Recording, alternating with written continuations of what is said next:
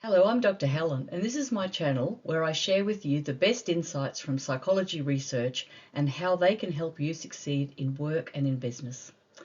I'm an academic and an educator at a top-tier Australian business school, and I'm passionate about bridging the gap between theory and business practice.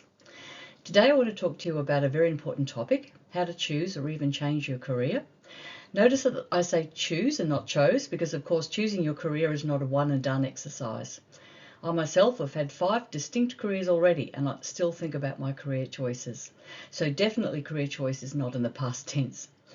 Career choice is something that many people struggle with, especially in today's world. I know how you feel because I've been there myself. I've also seen many of my students face the same dilemma. For example, they come to me halfway through their first year of business school and tell me that they're still undecided about what to choose for their degree majors, let alone what they want to do for their career. That's why today I want to share with you 3 key ideas from psychology that can help you make better career decisions and hopefully find more satisfaction in your work.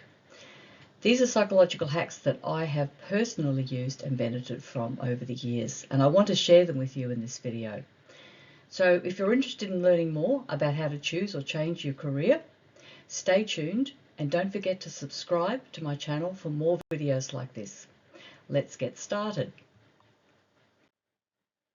I'm going to talk about 3 psychological hacks today. The first is asking the question, what did my 10-year-old self love to do or like to do? Second, pursue your skill set, not just your passion. And third, choosing jobs that suit your personality. The first hack comes from Barbara Sher's work. Barbara tells us to ask ourselves, what did my 10 or 11-year-old self love to do? So think back to those days before puberty and before the hormones hit. What interests, hobbies and playtime activities did you enjoy doing as a preteen? What did you rush to do once school was out or when you had time on the weekends? Did you prefer solitary pursuits or being with other children? And then try and figure out, what's the adult version of that childhood interest? Is there a career that mirrors today what you found so absorbing in childhood?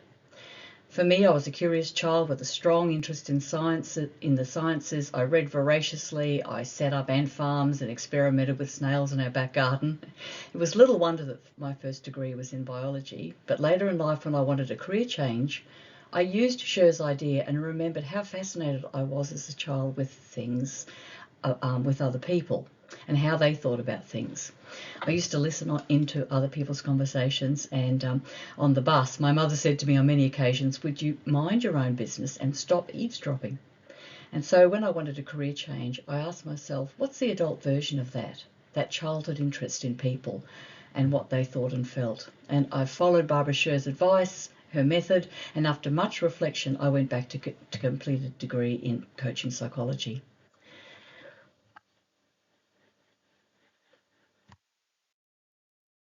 Now, we're often encouraged to follow our passion when career planning. One person who thinks that's not good advice is Scott Galloway, a noted NYU professor. As Scott says, people who tell you to follow your passion are already rich. Rich people have the luxury of following their passions, whereas the rest of us, particularly when we're younger, pursue careers for more pragmatic reasons like paying the mortgage or putting food on the table.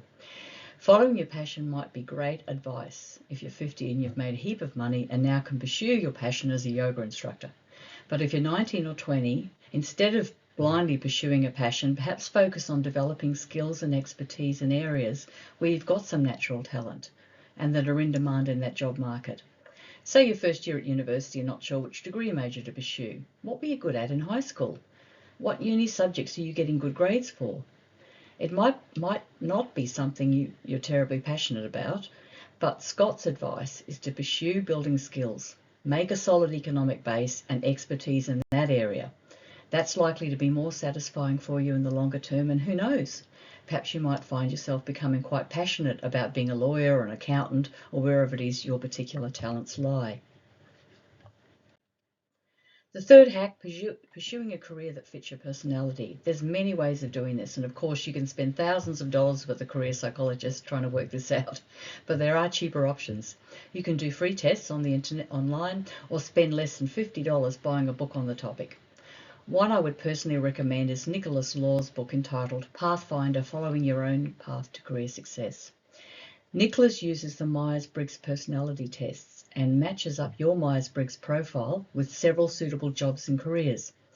Even though I'm not crazy about the Myers-Briggs, it's not a comprehensive personality test, it is a useful starting point. My Myers-Briggs profile is an ENFP, extroverted, intuitive, feeling and perceiving. And ENFPs are natural coaches, marketers, creative people. If I look at the suggested job list in the book, I've done about 2/3 of them. I do think that resources like this are very useful starting points for exploring your career choices. That's it for today's video on psychological hacks to build your career. In summary, we've learned about how to use your young self to guide your adult career choices, the power of pursuing your skill set and matching job roles to your personality style. Thanks so much for watching this first video of mine. I really appreciate your time and attention. If you enjoyed this video and would like to see more like it, make sure to subscribe to my channel and hit the icon bell so you don't miss any of my future uploads. Also, please give this video a thumbs up and let me know what you thought in the comments section. If you want to get access to the excellent resources I've used in this video, the links are in the description below. Thanks again for watching, and I'll see you in the next video.